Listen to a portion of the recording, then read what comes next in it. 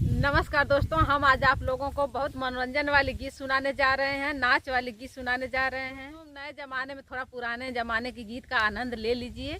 हम बहुत धमाकेदार गीत लेकर के आए हैं, तो चलिए अपना दिल थाम लीजिए और आराम से सुनिए। दोस्तों, हम लोग हमेशा चाहते हैं कि आप लोग हंसते रहें, मुस्कुराते रहें और टेंशन फ्री रहने की कोशिश करें। तो चलिए आप लोगों को बहुत मजेदार गाना हम लोग सुनाते रहते हैं कि आप लोग हंसेंगे तो आप लोग स्वस्थ रहेंगे। आय हाय पातर मर्दा हो, आय हाय पातर मर्दा हो, लाए मजेदार उनका में बड़ा रस मिले। आय हाय पातर मर्दा हो, आय हाय पातर मर्दा हो, लाए मजेदार उनका में बड़ा रस मिलेला।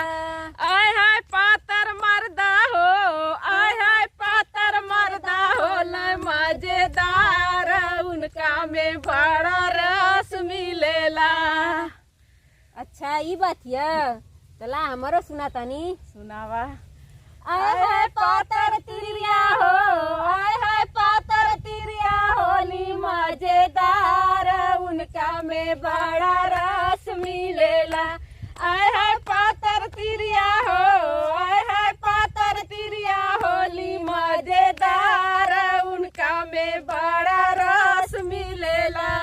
अच्छा ये बात है, तो तनी हमरो सुन ला, हमहू का कहत है तनी सुन ला हमरो।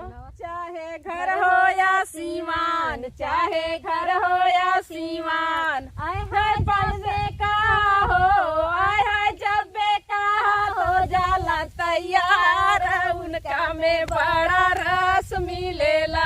आय हाय जब बेका हो, आय हाय जब बेका हो जाला तैयार उनका में बड़ा रस मिलेला।